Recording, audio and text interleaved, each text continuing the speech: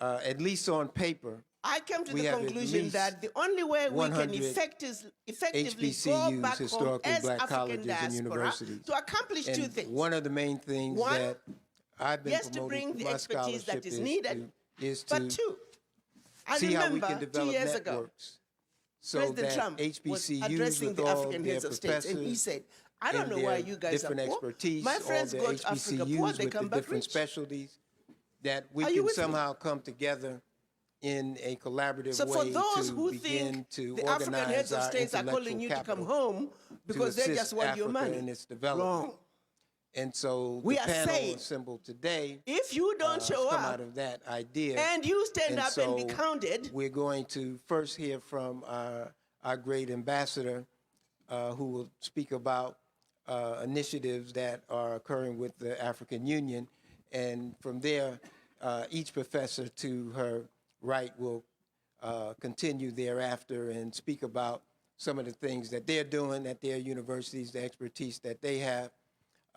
And then we'll come back to my brother Fandon here, who will speak on behalf of DSU and some of the great research he's doing. Okay, so I don't want to take much time. I want to get right into it. So our great, preeminent, lovable Ambassador Qual, we respect you and love you so much. The floor is yours. thank you so much. I trust lunch was absolutely delicious. I second that. And then the problem is when they ask you to speak after lunch, I'm reminded of Idi Amin when he was invited to have dinner with the Queen. He got up to speak, and he wanted to let the Queen that he had had enough, and his belly was full. He got up and said, Your Majesty, dinner was Coca-Colastic, of course. First of all, he had had Coca-Cola, and the person before him had spoken, had Fanta. He said dinner was fantastic. So he heard fantastic. Because he had Coca-Cola, he said Coca-Colastic. And I want you to know that I am fed up. That when you come to Uganda, he was going to revenge. My brother, I would like to let you know that lunch was fantastic, and when you come to DC, I am going to revenge. Once again, we are here to talk about the matters of the village. There are issues in our village, and I appreciate the opportunity for us to come together as members of the village to address the issues together. With what I know of the issues that are keeping us together, the difficulties that we are having as African diaspora, continental diaspora, and as African diaspora as African Americans, I know many of us have tried to go home to make a difference, and many of us have come back because the conditions on the ground were not conducive to what we wanted to offer. I used to take doctors on medical missions, and you would end up with a whole neurosurgeon, orthopedic surgeon, treating ear infections and sore throats, because that's all they could do. The country did not have the facilities they needed to do what they do best. Now, there are other reasons why some of us have gone home and come back. And I'm going to hit this nail by the head because it's something that we must speak to. When we go to Africa as continental Africans who've been to, in my husband's country of Ghana, we call these people like me Bintus. I've been to America, I've been to Britain. We Bintus, we got issues. We go back home with an attitude. We think just because we've been to, we know more than the ones at home. That attitude has got to change. And it's one of the reasons why many people are not making it when the Bintus go back home. We also have African Americans who go to Africa thinking, I'm going to tell the Africans, I know more than the Africans. Well, guess what? You're wrong, because Africans have a lot to teach you too. So there's a need for an attitude adjustment, realization that we have something to offer, but they too have something to offer us. What is needed is for us to work together, because united and understanding each other, that's the only way we can come together in a meaningful way and build the Africa that we want. At the African Union Mission, that's one of my mandates, two main mandates. One, to promote Africa in the Americas, and the second one, to bring the diaspora home by any means necessary. With that understanding, I sat down to ask myself, how then do I go about, one, taking this very diverse, interesting group of people who don't like each other? How do I go about bringing them together so we can go home? Looking at the issues that we are dealing with on this side of the Atlantic, as well as the opposite side, I came to the conclusion that the only way we can effectively go back home as African diaspora to accomplish two things. One, yes, to bring the expertise that is needed, but two, I remember 2 years ago, President Trump was addressing the African heads of states, and he said, I don't know why you guys are poor. My friends go to Africa poor, they come back rich. Are you with me? So for those who think the African heads of states are calling you to come home because they just want your money, wrong. We are saying, if you don't show up and you stand up and be counted, next time the contracts go to the Chinese, shut up. How do we give you contracts when we don't know where you are? How do we know about your business when you don't stand up? And that is the challenge the African heads of states are running into. Next Tuesday, I think Monday, Tuesday, Wednesday, there's a conference going on in Nairobi. Former Prime Minister of Kenya, Raila Odinga, is now over infrastructure. His advisor called, one of the Afro-Champion advisors called me and said, Ambassador, we need you to put together a coalition of African diaspora who can come in and be together with Afro-Champions, be the first to know of the projects, the developmental projects that are going on in Africa. There is nothing wrong with diaspora organizations building the next Cape to Cairo highway, the next Cape to Cairo high-speed train. You can only get those contracts when you are on the table. You heard my sister talk about, what did you call it? Chamber of Commerce. Right. Pan-African Chamber of Commerce. Pan-African Chamber of Commerce, but even when you talk about the single currency, when we have, there's something else you talked about, I just can't think right now. These are all opportunities that are going to happen in Africa at a continental level. You got to realize, because of the African Continental Free Trade Area, for the first time ever, Africa is going to, the developmental agenda for Africa, we are looking at it as Africa, not as 55 different countries. So this is a tremendous entry point, that if you diaspora, if we don't organize, we are going to miss out. The heads of states are saying the diaspora must be in the front along with the Afro-Champions. They're wanting to create a space for us. We got our 22nd ratification, which is what we needed in order for implementation to begin, was 2 weeks ago.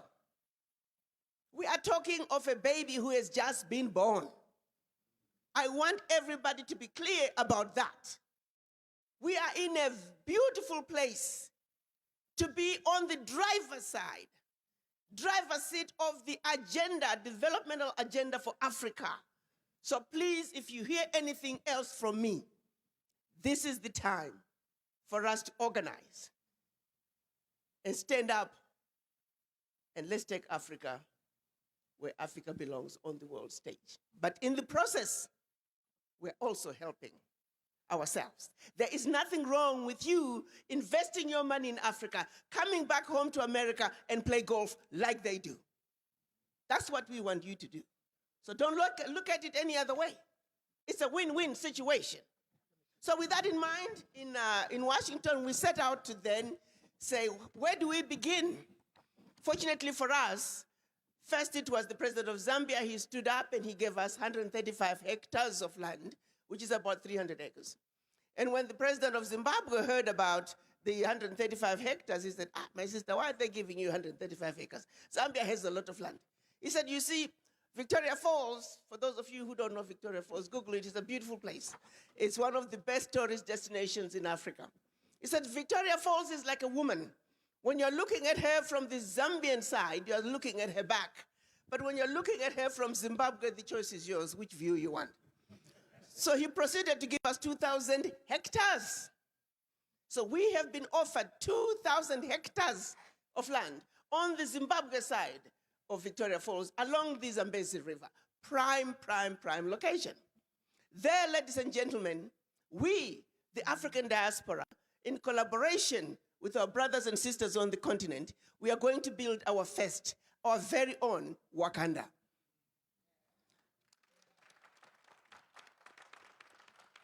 We're calling it African Diaspora Centers of Excellence. Why are we building Wakanda?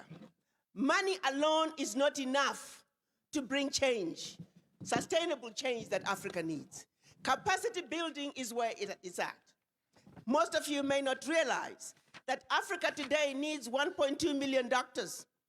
If all the diaspora, continental Africans and African American doctors were to go home to Africa today, we're only going to meet about 30% of the need.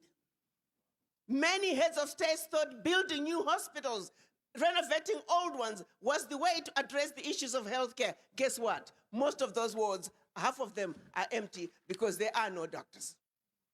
I like to talk about my husband's country, my own country, Ghana.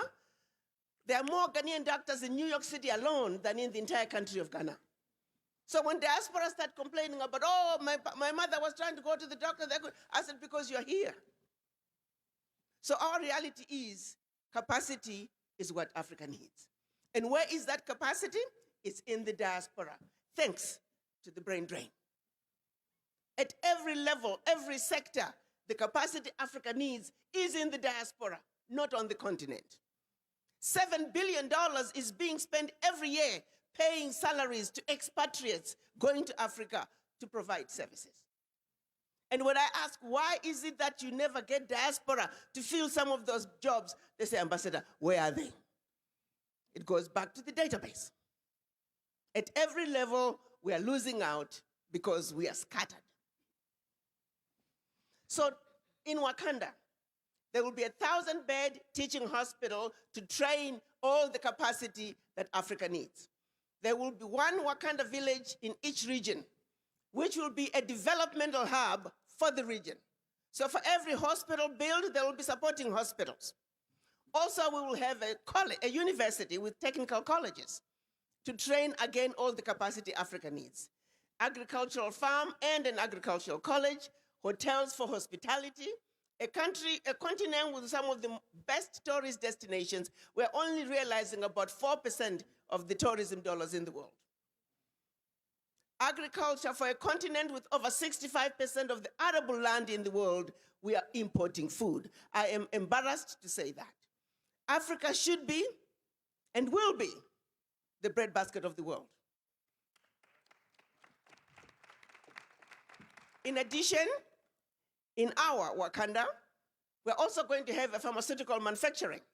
Most of you are also not aware that most of the sub-Saharan African countries, drugs going into those countries, close to 50% have zero bioavailability. That means they are not medication. They are chalk, in some cases, poisonous substances.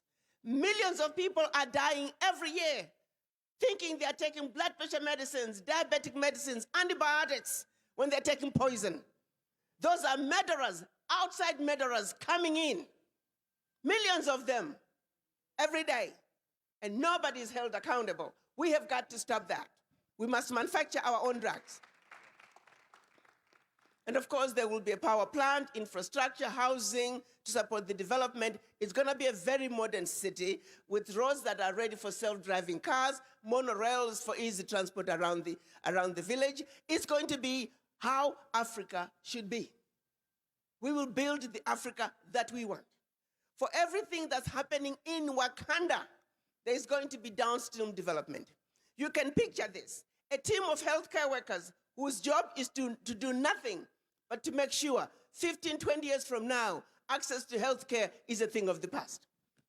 Educators who are saying 15, 20 years from now, access to healthcare is a thing of the past. Access to power is a thing of the past. Access to water is a thing of the past. We have teams from the diaspora working on the various sectors. Can we not do that, guys? Absolutely, yes we can. And all we gotta do is organize, because the brains that we need are endless in the diaspora. Then the question becomes, Ambassador, how are we going to fund this? I said, that's easy. We got 50 million black people in this country, 41 African Americans and about 9 million continental Africans. If I just get 1 million of those to put aside $1,000 a year, that's $1 billion. Can we not do that? If I take 5 million, now we're only down to $200 a year. And we got $1 billion. And we take that money, we leverage it, and just keep it in the account. Don't touch it, just leverage it. And not put another penny. We can get $1 billion every year out of that money to build Wakanda. Can we not do that? Can I get an amen? Amen.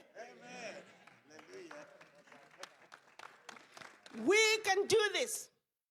We want the NGOs out of our countries. We want no more aid. Aid is killing us. We don't need aid because we are very capable of taking care of ourselves, especially you, us, diaspora, to whom much is given, much is expected. We can do this. We live in this wonderful, great country. When my last conversation with Chairman Zuma, she said to me, my sister, if sustainable development is going to come to Africa, it's going to be brought by the diaspora, but not just any diaspora, the diaspora in America. The diaspora in America. Think about it.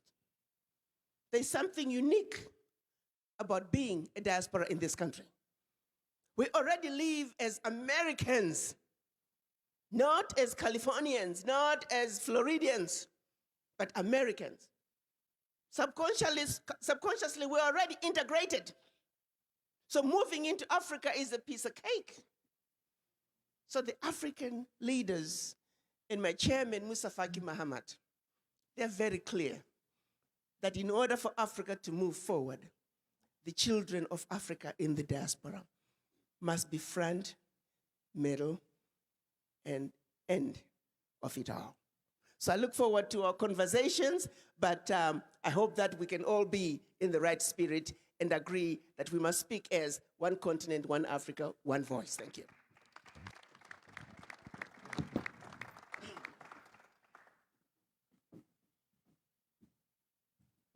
We'll move down and begin with you, and then we'll start at that end. Thank you. A very tough act to follow, Madam Ambassador. But I'm really very grateful to be here. And quite coincidentally, I come from Lincoln University, Pennsylvania, where it all began. The first historically black university in the country that produced Kwame Nkrumah and Nnamdi Azikiwe and the leaders of Pan-Africanism. We have a new president with a new agenda at our university. She came in, Dr. Brenda Allen, and told us that it's a new era. Learn, liberate, and lead. Learn, liberate, and lead. That has become our mantra at that university, again, to continue the legacy of Lincoln University the way it was. And even as if there was a prophetic thing, they say when good things want to happen, the celestial bodies seem to line up. And I can get the witness of my students here. In the last few months or even a year, I've been talking about this as if I'm possessed. And I think that I say that there should be, but I have convinced my administration to start a Center for Black Advancement and Leadership at Lincoln University. And some of the things I thought about is also what Madam Ambassador said about Black Liberation Fund. Black Liberation Fund. I also, as a political scientist, I went to the extent of saying that we also need a Black Political Action Committee to also liberate us here in America. So we have a lot of things to do. And as a Nigerian-born African-American, I belong to the newer diaspora.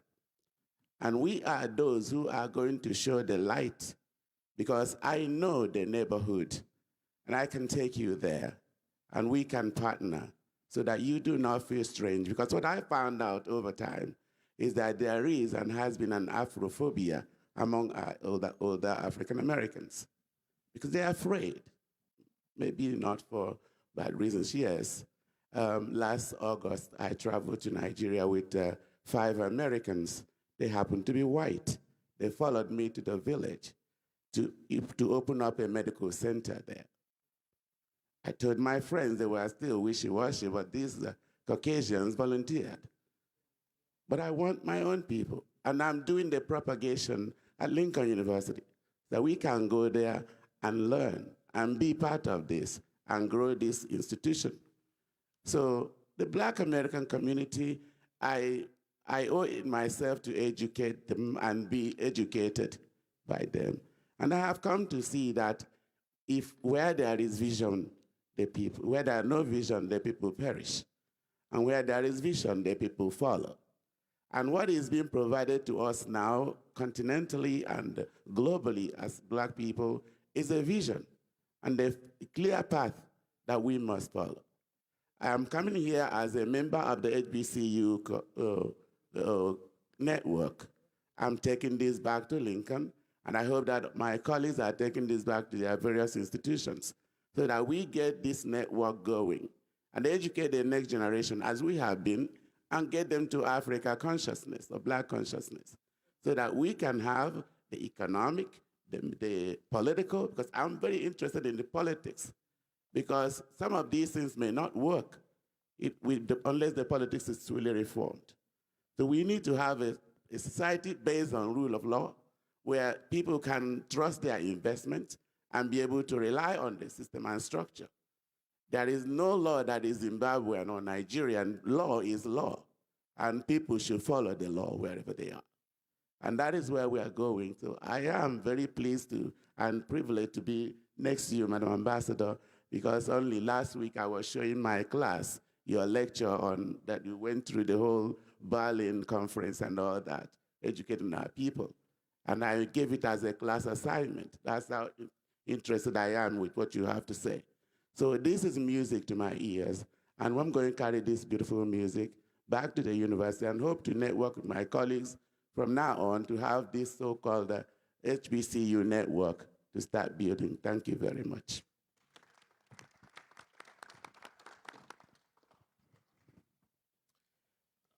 Hello, Africa and East Diaspora. My name is, is it okay? My name is Dr. Kankwe Asiangbo.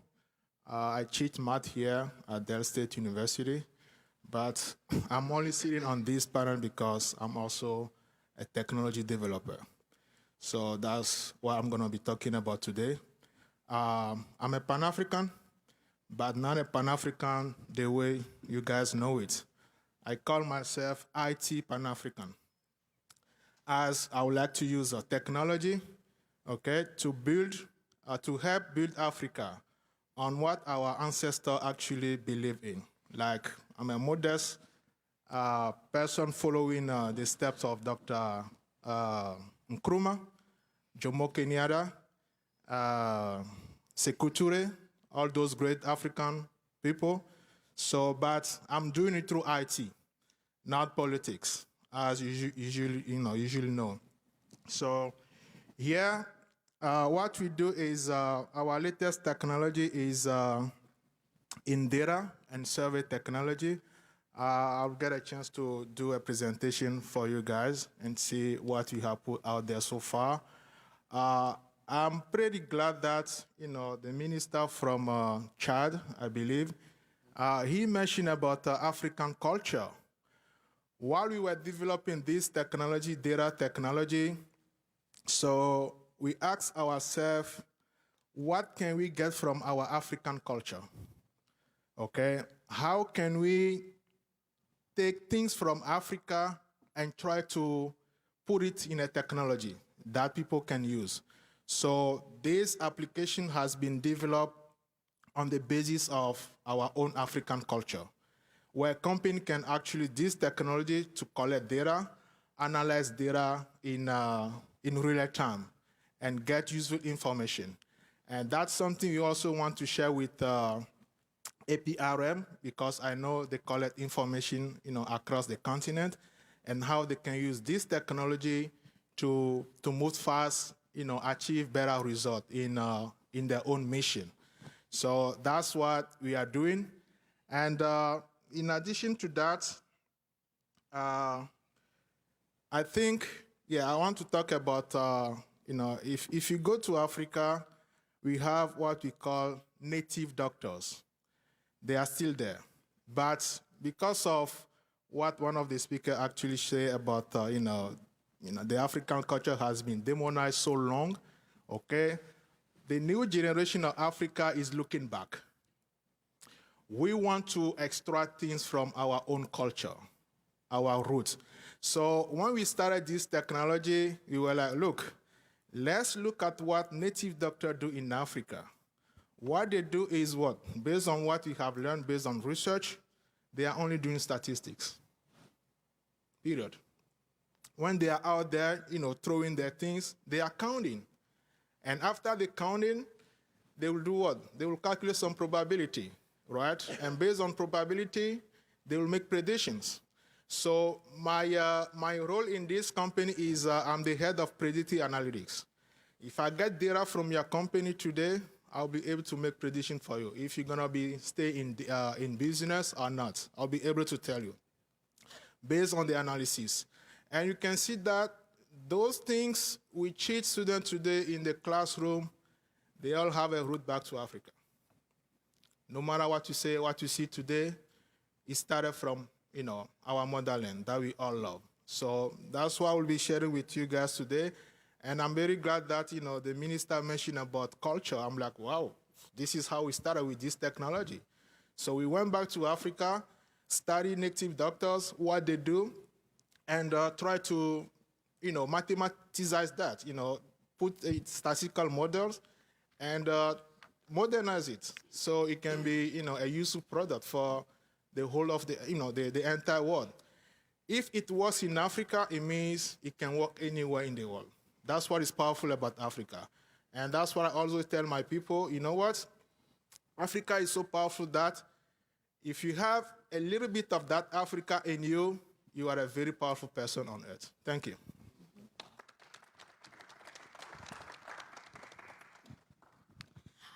Good afternoon. My name is Dr. Sharice Casson, and I'm the chair of the Department of Chemistry here at Delaware State University. And in the theme of what Ambassador said about being one voice, I'm going to speak on the area of health disparities, and particularly with the disease with sickle cell disease. So as many of you know, sickle cell disease is one that plagues our community. And in 2010, the World Health Organization actually designated sickle cell disease as a global concern. So by the year 2050, right now we have an annual number of about 150,000 newborns being born with sickle cell disease. And by 2050, they actually expect that number to double to 300,000. And so this is a problem because about 80% of these cases lie in the sub-Saharan region of Africa. And we just are in our last year of National Institute of Health funding to investigate sickle cell disease and how it plagues our community. And this research work actually took place amongst investigators from clinicians, the nurses, psychologists, basic researchers. And what we found from this is that it really, when you take to just the core problem of it all, is in the village. So how can we get to the point of prevention and awareness, which is why sickle sickle cell disease becomes more prevalent is that in our community, we have a tendency to deal with our newborns and our children that are affected with sickle cell disease in the home. So when you look outside of the home, you really don't try to source some extra support in how you actually care for that child. And it actually is that village model that is going to assist in reducing the numbers of sickle cell in our community.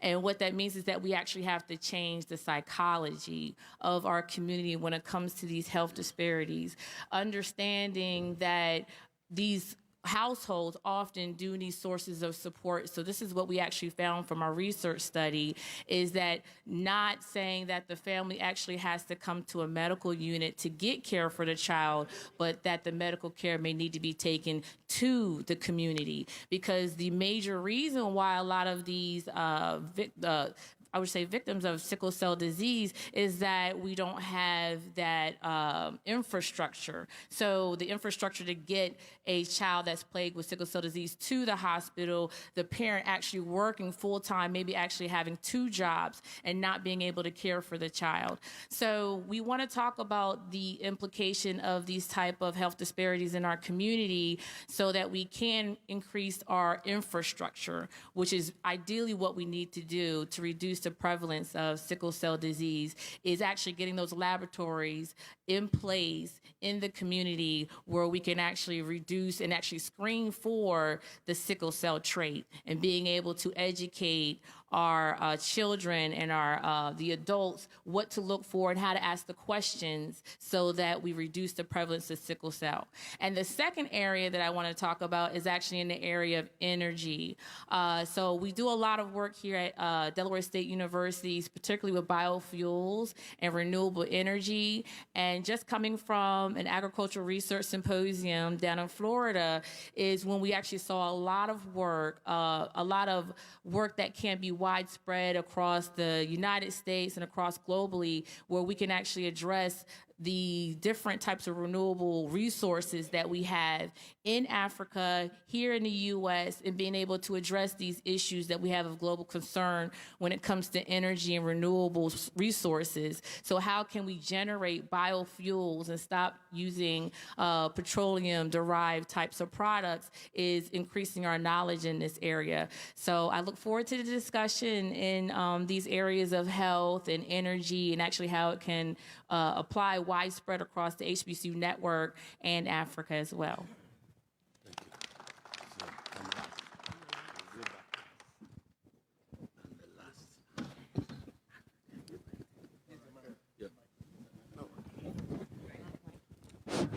Hello? Okay. I would like to thank the I would like to thank the organizer to invite me to this very important meeting. My name is Bertrand Hankwa. I'm a research scientist here. Volume. We can't hear you. My name is Bertrand Hankwa. Okay, good. Okay, I'm a research scientist here, originally from Cameroon.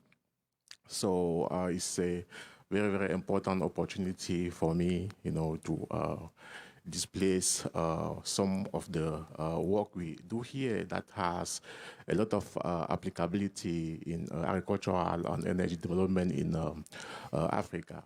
My story is a little bit pathetic because when I was when I applied for my doctorate program, I got a scholarship from the Swiss Development Corporation.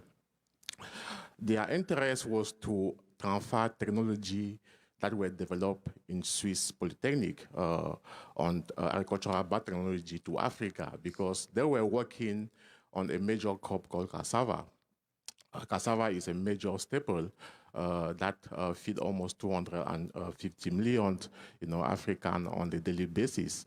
And one of the concerns with the Swiss Foundation was that they really wanted the technology to be close to farmers. They want the farmers to understand what technology that is going to help them to improve their nutrition and so over. So, and this program came out. They said, okay, I'm going to do a joint PhD between the University of Ibadan in Nigeria, in collaboration with RTA, which is the World Bank Center in charge of agricultural development in Africa, and the Swiss Federal Institute of Technology. So, and then when I went to Switzerland as part of that study, I met some of the Africans there who were telling me that, oh wow, you are here in the Switzerland, are you going to go back to to Africa? I mean, you can stay, I mean, why do you want to go back, to Africa? But I told some of them that, my interest is to actually, help to transform, this type of technology, and also help African country, to be very close to this high tech. So I did my study, part of the study in HES Zurich, and went back to RTA and completed my PhD. But unfortunately, I couldn't get the job, from a national agricultural research system. So I applied for the job, and it was very difficult. I couldn't get the job. So I ended up coming back to the US as a postdoc at the Danforth Center, continue my work on cassava, try to develop cassava resistant to viruses at the Danforth Center. Then later on, move here at Des State, and still, part of my work, is to try to address one of the major problems of cassava, which is still not at this point addressed, is the nutrition. So cassava is extremely poor in protein. And then if you try to improve the protein in the tuberous root, which is just like 2% of protein, if you increase it like maybe to 10 or 20%, it's going to make a very tremendous effect, to farmers, back in Africa. So it's one of the things, I will probably want to share some of the data that I have from a student from Senegal who completed her master, in this program, and also try to discuss some of the research I do on the energy, renewable energy, that could have very strong applicability, to help Africa. And most importantly, one of the initiatives now with the Shell in Netherlands, try to valorize waste. I mean, I went home 2016 in Yaoundé, and I was driving in the town. I mean, the level of municipal waste was overwhelming. And then my understanding was that, I mean, how can you even try to even control, the malaria pest, if you have this level of municipal waste in town, So government are probably trying to address those type of situations, but budget are extremely limited, So we here in the diaspora, we have to identify mechanisms how we are going to transfer some of this knowledge, and together with funding to help our government, to address some of these major problems. So I currently working with Shell to transfer technology to Cameroon, where they can use this waste directly to make a fuel. But one of the difficulty with biofuel application in Africa is that we doesn't have what they call blending policy. So if you don't have this blending policy, it's going to be very, very difficult for this biofuel, to be, economically viable, and that's where the African Union can come, with some of this policy, to help the specific African countries develop blending policy, right? The blending policy is going to help, support, this sector. So it's a great opportunity, and I would like to, provide further detail on what, we do here at the estate.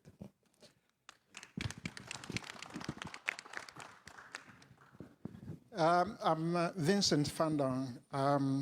Bertrand happens to have come to Del State through some of the efforts we have been developing here. I think as far as agricultural development is concerned, and I would prefer to start there, but we want to go to education also. I think a lot of the effort that is not in Africa is partly because of we Africans ourselves. With all due respect to the ambassador, some of these challenges are not us who came to the United States and decided to stay, but because of the way our administrations run. Because I hardly wanted to stay in the United States when I came here 22 years ago. Actually, my father didn't want me to stay because I may need to stay that I'm also a traditional ruler. And my father knew that when he dies, I will succeed him. So he hardly wanted me to stay in the United States. But I had to. Why? Because of a few incidents, and I was able to convince him. When I graduated from college, I was so ambitious, I was able to secure, with my BS degree, I was able to secure funds from Europe to work in agricultural development in the country that is supposed to be mine. When I took the first installment of that grant, when I came back for the next installment, the accountant told me that had I lost that first installment and came back a few hours later, I wouldn't have found the rest of the money because the director of the station had simply used it. When I put these kinds of things together, and I tell my father, it's difficult if you really want me to work as hard as you have always wanted me. It's difficult for me to come back. So those are some of the things that we must be able to address. I don't have a problem taking sabbatical and going to any country and spending 6 months either doing research or teaching. But it's just that these opportunities are there, but we cannot afford to do because of the system in place. As far as research in agriculture is concerned, I have had 3 colleagues from Africa come here to train in my lab through a Fulbright Foundation. And that is 3 on 3 because 3 have applied through my lab, all 3 have got. And I think that, and as of now, I was interested in getting more colleagues from Africa, but I don't have that opportunity to have this link. And I hope that opportunities like this can help that kind of link, so that if I wanted to get a colleague from Africa to come and train in a particular area, it will be easy for me to pass through an initiative like this. So one of the things that really hurts agricultural development in Africa is this the idea of GMOs. This problem is not so much from the United States than from Europe, where Europeans have enough to eat and they have the luxury to tell us that GMOs are not good for us. And they will just say, oh, Monsanto, that's a problem. Monsanto, the amount of agricultural development done in the agricultural research done in this country is more than 90% in the universities. The universities do research to develop, not to make money like Monsanto. So I think I read a newspaper either from Zimbabwe, where there was famine and corn sent from the United States that was genetically engineered was abandoned in warehouses and people were dying. And it's not because of the population, it's because of the politicians. I remember my mother came here and was going back to the United States, going back, and asked whether some of the research material that I've done, whether she can take it along and go and use. So some of these problems, we in the diaspora, we could hardly wait to come to Africa and work. So an initiative like this, I hope, has come to stay, and then that we have this opportunity to develop where we come from. So, and lastly, I will talk about education. I currently have a grant that is to do online learning. And I just asked myself if we had such an initiative so that some of us here, some of the knowledge that we have gained, we can develop some of these programs to make available to students in Africa. I doubt whether there are any students in Africa that don't have cell phones, because some of the programs I'm developing is for students to use their cell phones to access through their cell phone. So I think we have a lot of potential. And one of the things, I remember one of my professors in Africa came from the United States, and he usually asked us that when Europeans have problems, they come to the United States to get them solved. Then when we have problems in Africa, we go to Europe. So a lot of, we have this, we have this capability in the United States that if we develop, if we are able to take this back home, we stand a better chance than even people from Europe. Thank you.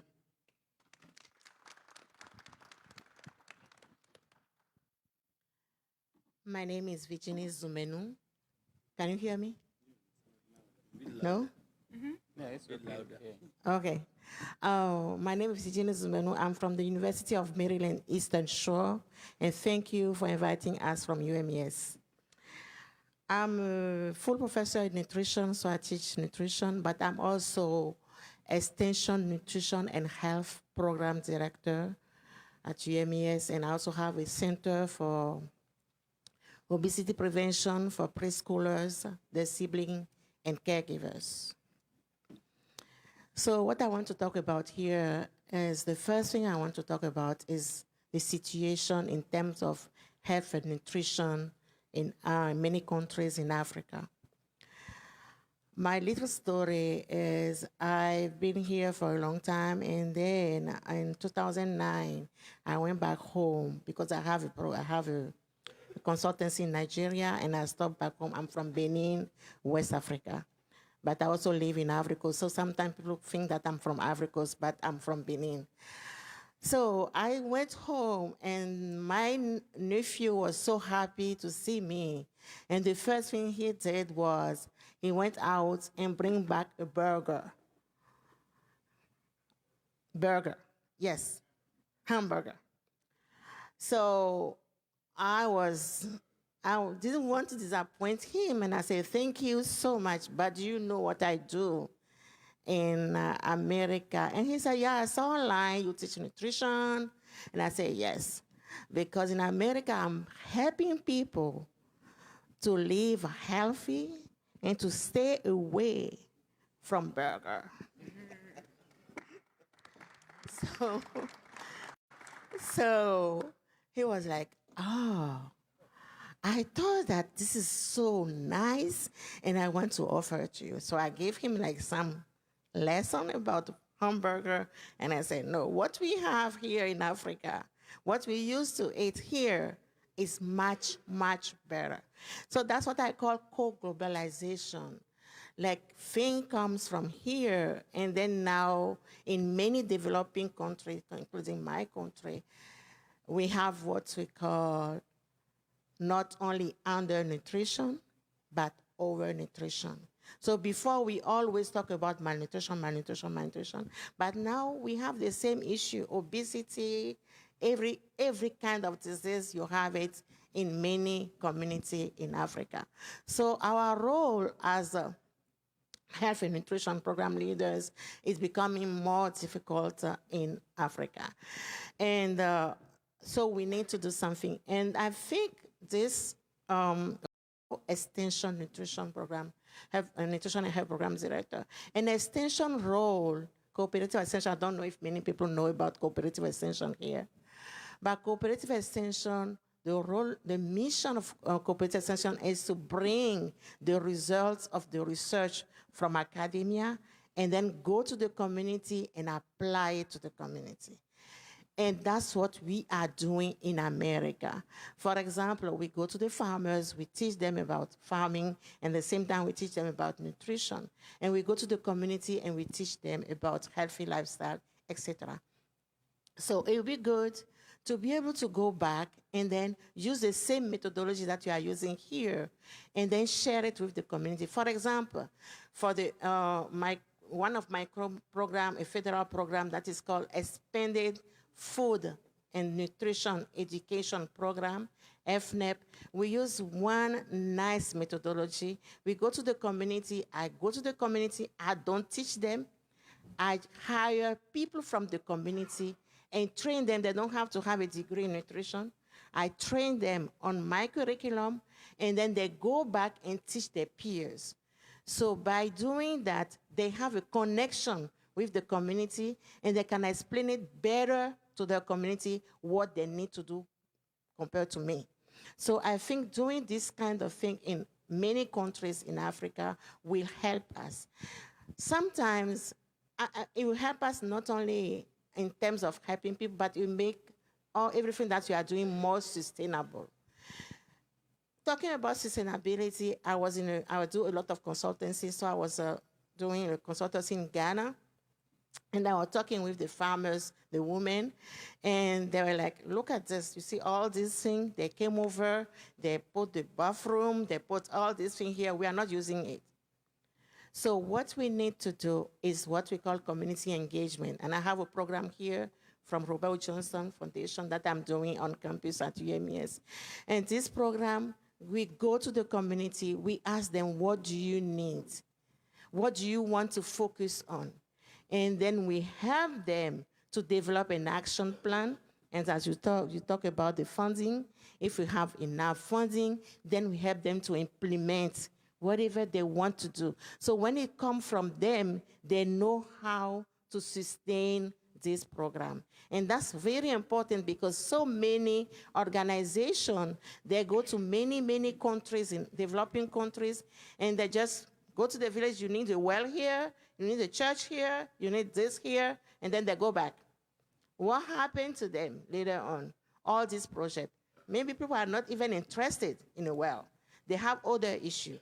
Why can't we sit down with these people and then have a conversation and see what they want to do, what they want to focus on?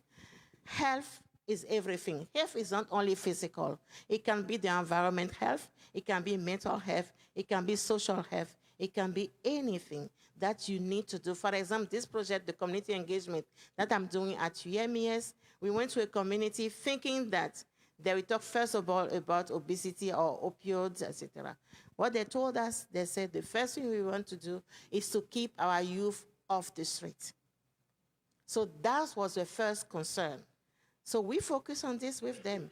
So, and then after that, we call group to come and teach them more about the drug, etc. So I think it's very important for sustainability to talk with the people and then see exactly what they want to do anywhere we want to go in Africa before we start any project. And also, I want to talk about how many projects before, from USAID, from USDA, etc., when they go to Africa, in terms of the farmers, they look at the farmers, and the only thing that they are thinking is how to have a good business with the crops. But the same community where we have the farmers and they are looking for the business, this community, they have health issue. So how can we combine health and farming and be able to help the whole family, the whole population, and gender also? So I remember when I went to Ghana, was Ghana, yes. I went to Ghana and they asked me to show the farmer how they can introduce nutrition education, the nutritional value of the crops with the soybean value chain. And I helped them to do that. So this kind of project can help us to really help the population in many countries in Africa. Another thing that I want to talk about is one day I went to Nigeria to work with a group of HIV caregivers, of HIV orphan caregivers. And my role when I was living in America is to help them to use yam flour as an income generative activity. So my role is to show them how we can manage all this technology. But when I get there, my first meeting with the group, they said we have another issue. We usually give this flour to the malnourished children, and USAID usually send them this flour, but it's running out, so we don't know what to do. And I took the package and read the label, and I said, I can help you. What I did is I used the local product that they have to make a flour that the nutrition they use for the children. So that helped them to know that their own products can be used. They don't have to wait for USAID flour. And they were so happy, and they named the flour that they make, because we go to the market, we choose the 5 cereal that I want to use, we ground it, and then we make the flour and we cook it. And they said, now we have our own cereal, and they give a name to this flour. This in their language, that is their own cereal. So I was happy about this project because, first of all, it was not part of my assignment, but the excitement that I see through the people, how they're happy about what they make me more happier. It's not money, but it's just satisfaction that I get from this project. So when we are going back home to help the people, I think we also need to think about what can we use, what kind of local product they have there that we can use. And yes, one more thing. I know that many study, we focus on adults, youth, etc. But I think we need to think about the youngest one, the preschooler, because at that age, they can learn a lot, but when they pass 6, 7, 10, they don't want to listen to anybody else. So to change their attitude, especially now they're all facing hamburger or Coca-Cola or whatever in all these countries, they need to learn and know the value of what they have originally in their country. And I think, okay, the last thing is all these projects that I talk about is a kind of applied research. Like we have the research results from our academic departments, and then we go back to the community. We can go back to the community in many countries in Africa. And by using the applied research method, we can also use the students from here or the student over there, and then train them in everything that you are doing. So when we leave, someone will be there to continue the work. Sustainability for me is a key. Thank you.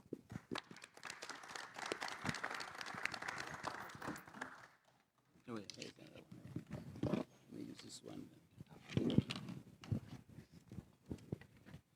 Good afternoon. Wow. You know, there was a guy at the central bank who said, the country is suffering from irrational exuberance. Let me tell you, I'm pumped up, but with very, very rational exuberance. Isn't this great? I want to take the honor of thanking the organizers. I know it was already said this morning, but I want to say it myself. And our own former vice president, he was often quoted when he told the president, this is a big deal. He said, this is a big blank deal. It is a big deal, okay? And I want our students to appreciate that. You know, yesterday when I was landing with Delta,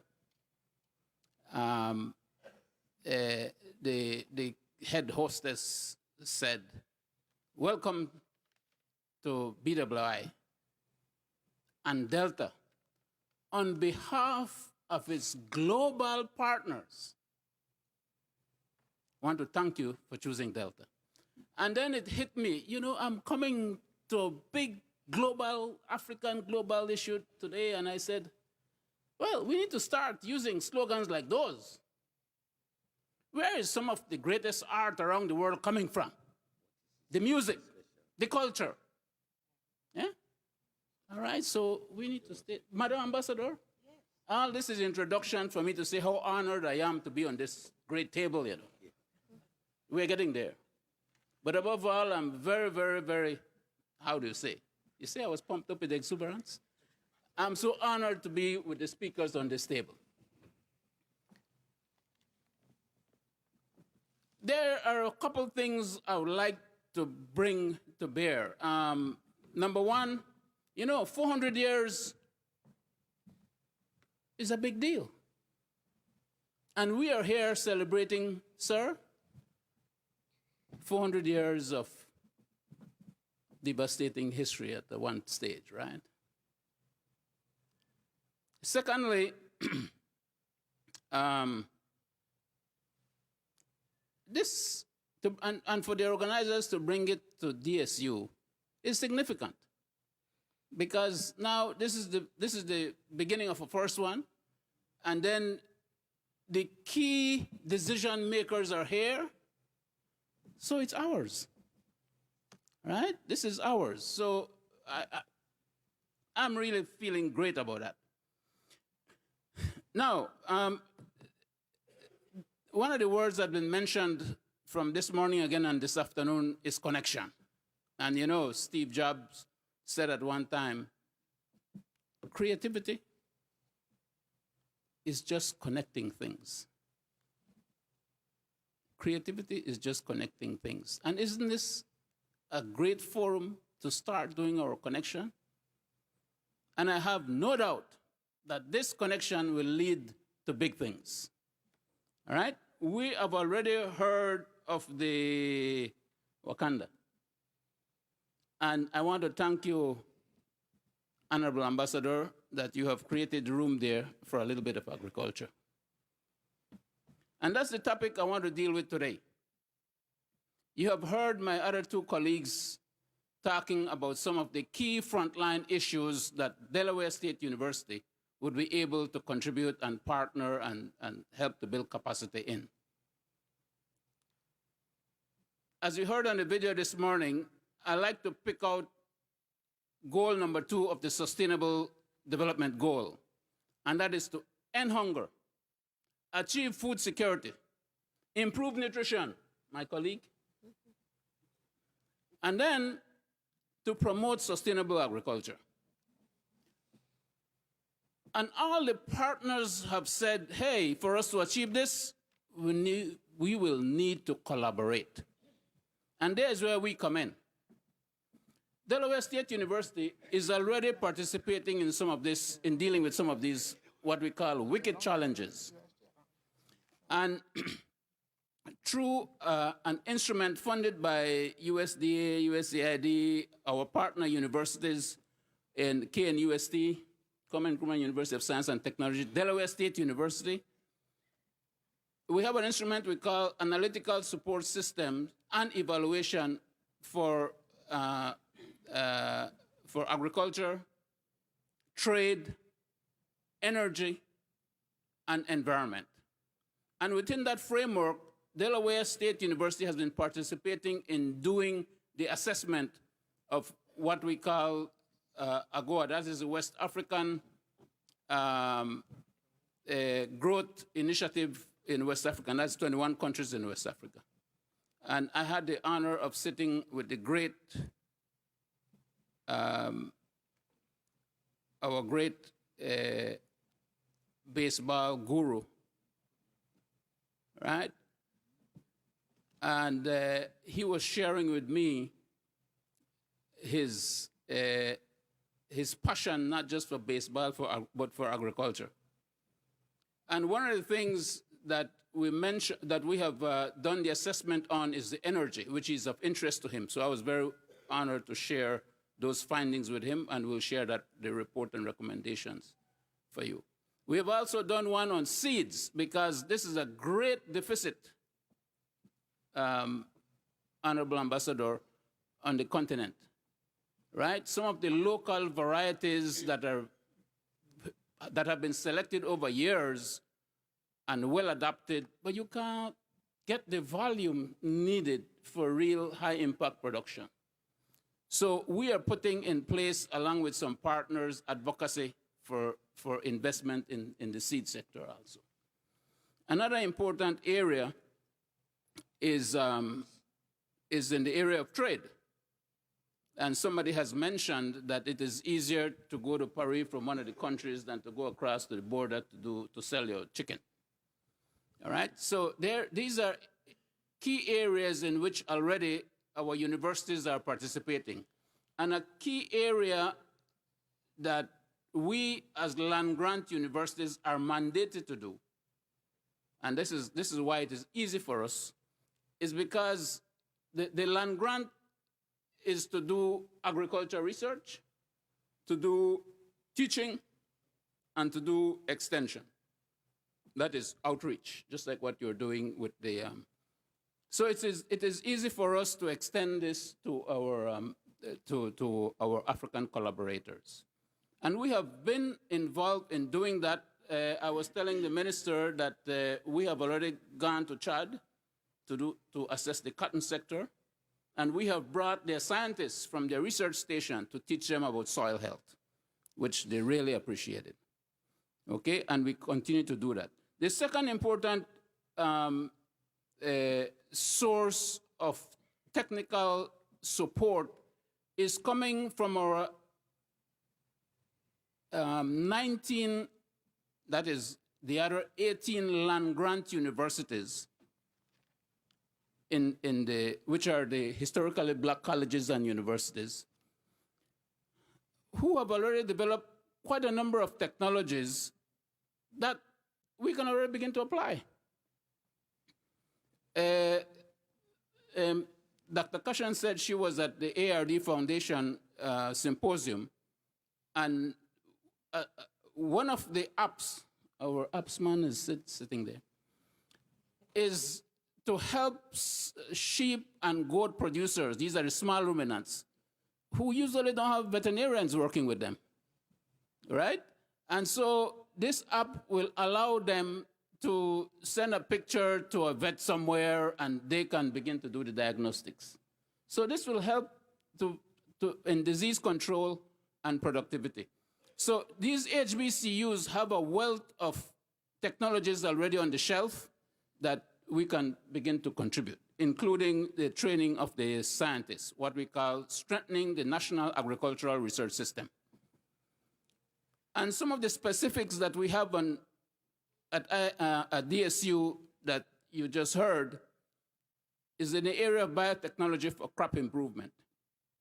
And we are working with partners, for example, to help them identify the different lines of cacao, you know, the Theobroma, that now have, we have helped them to identify that there are some types that have high quality flavors and how also to rapidly multiply those. So this is another area that we can contribute. Another one is improving in soil management, which I have just mentioned. Another one is the seed production system that I also mentioned. And a key one is food safety and human nutrition, right? And then educating some of the extension persons to know how to transfer these technologies to our producers. And a last one I want to mention is the technique we have been using to do the monitoring and evaluation for the best management of projects, all right? Now, I want to end by saying that we often take students to Africa for study abroad programs.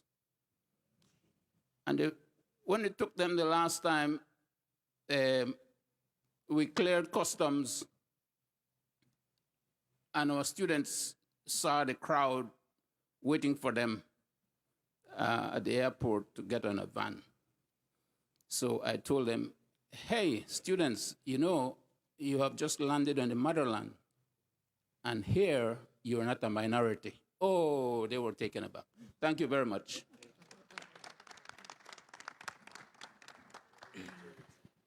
Good afternoon, everyone. My name is Jamila White, and I'm the Senior Africa Representative for Mercy Corps.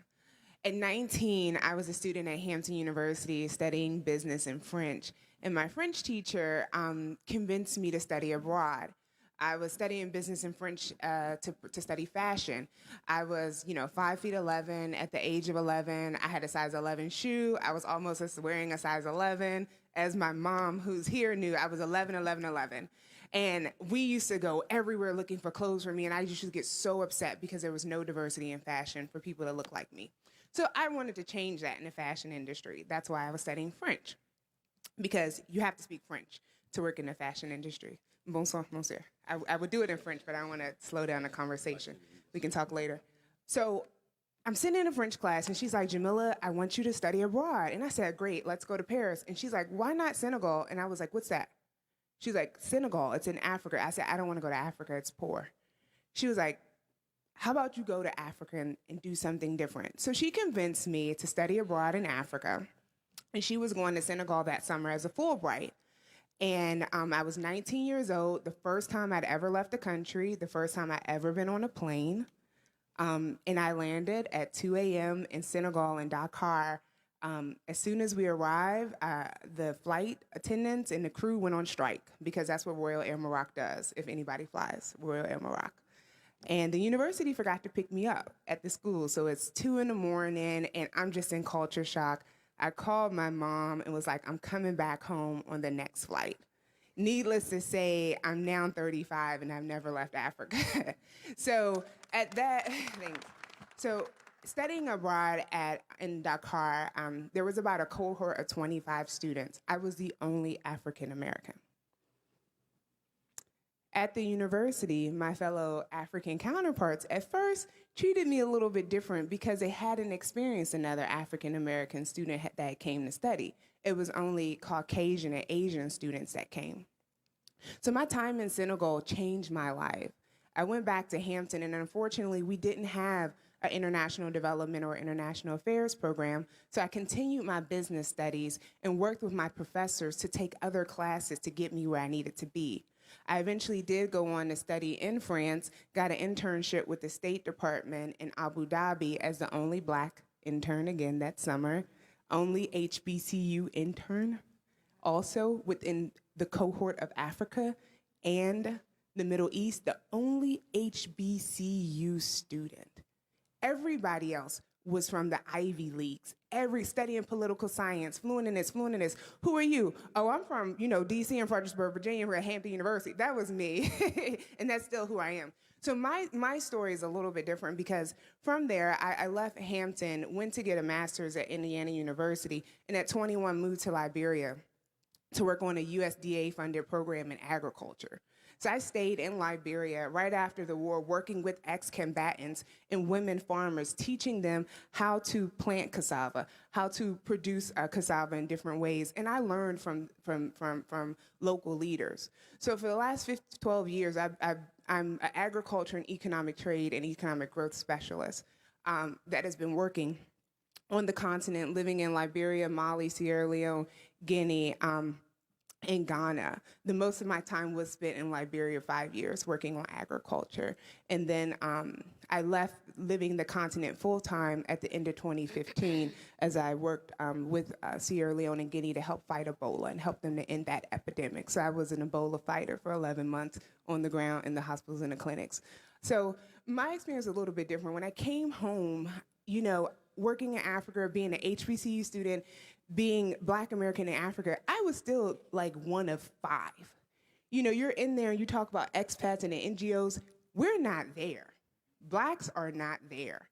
And I'm like, why are we here? Why are all of my colleagues white? Why are we designing development programs, where we're not at the table. So I talk to, you know, my colleagues and in my businesses and stuff and say, why am I the only black person here and we work in Africa? Why is everybody white? Why is the Africa director white? Why is the senior Africa director white? Why is everybody white and we work in Africa? And they say the same thing the ambassador said. Where are they? We don't know where to hire them. And I say they're right here at your black colleges and universities. Howard University down the street, why don't you go and recruit from them?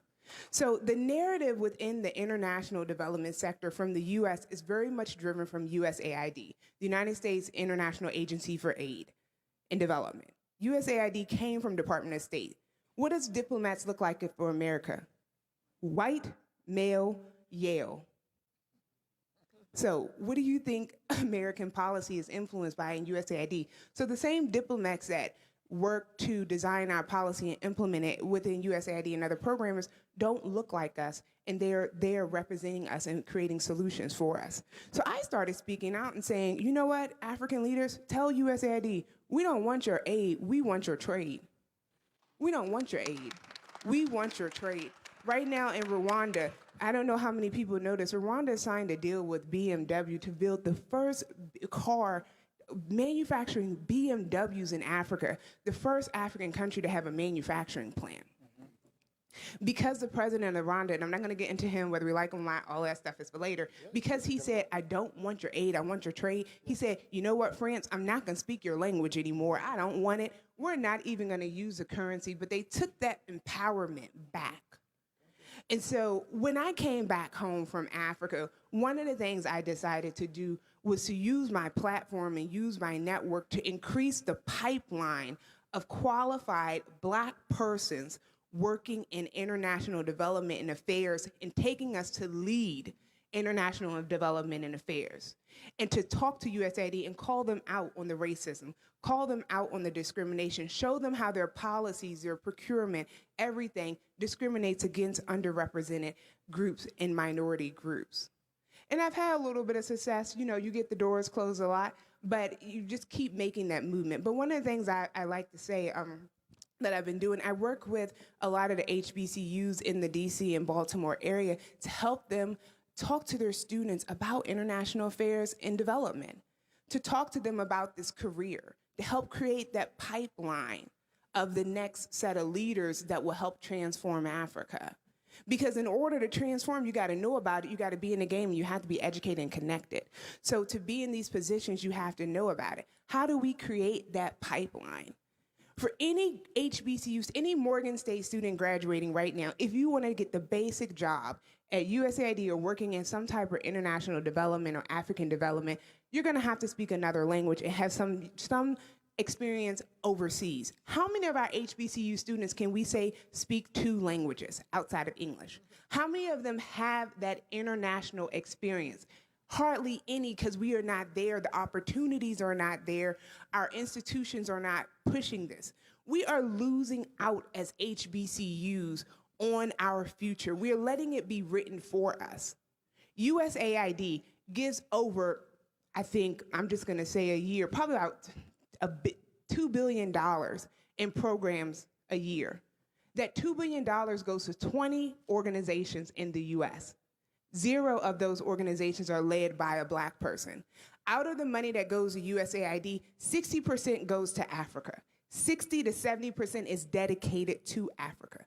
So if, say, 60 to 70% of US international development dollars, say $1 billion, so we have 600,000, is going to Africa, but going through 20 American countries where not one of them is led, trusted, has equity by the black community. So think about where that money is going back.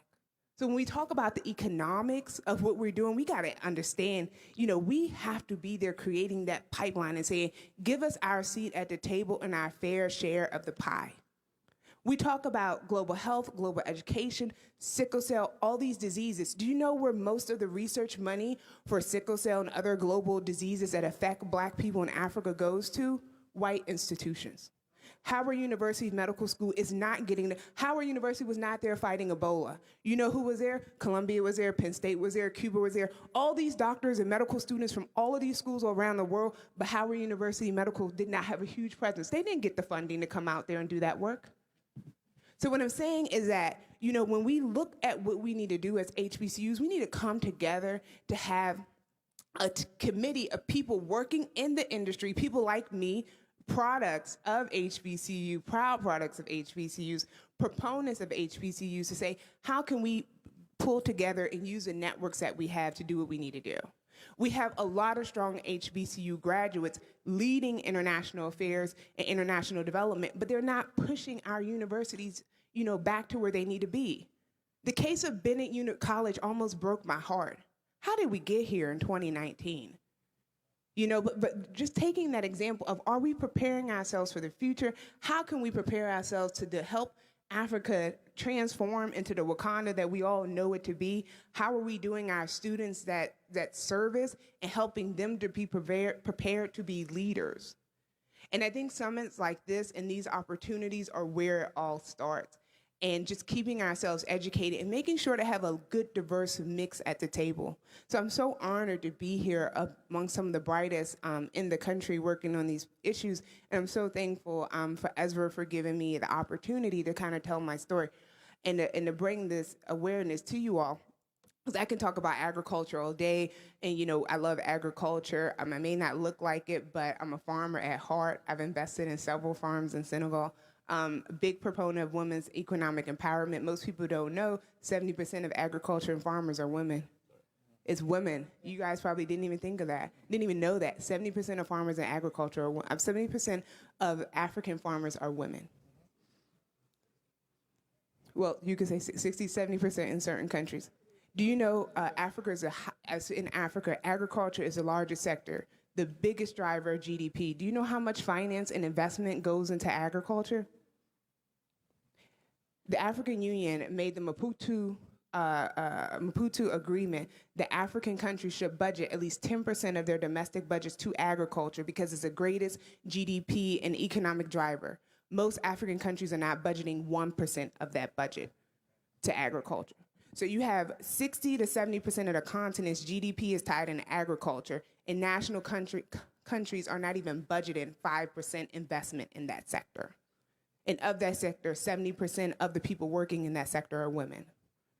So think about where women's economic empowerment is going. So I don't want to get you guys with all these statistics and stuff, because we have some great, brilliant minds that are solving all these issues. But when I want to come here and say, as HBCU, serve your students by coming together, building those opportunities, tap into your alumni networks to say, where are you in this world? How can you get us there? And that $1 billion can come easier than you think, with the right amount of leaders that are there. And African leaders, start telling USAID, we don't want your aid, we want your trade.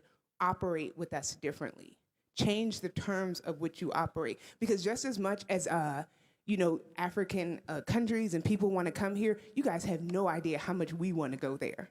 You have no idea how much American businesses spend in hiring consultants and strategists and getting into Africa. Ethiopia is the fastest growing economy in the world, not in Africa, in the world. Ethiopia is the fastest growing economy. Africa has 10 of the fastest growing economies in 2019. Do we know what that means?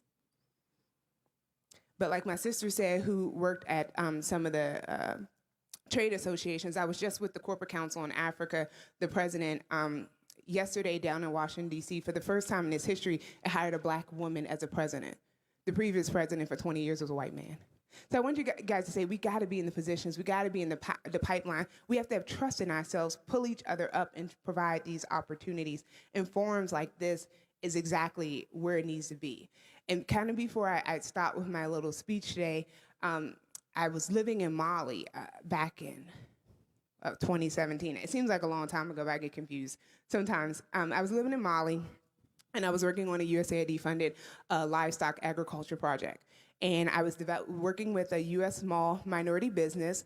Brother graduated from Morehouse from Trenton, New Jersey, started a company, and got interested in Africa. So we were working together to develop an app to help farmers get market data about livestock and other crops, and also to get climate data. And we can talk about why climate data is so important in agriculture another day.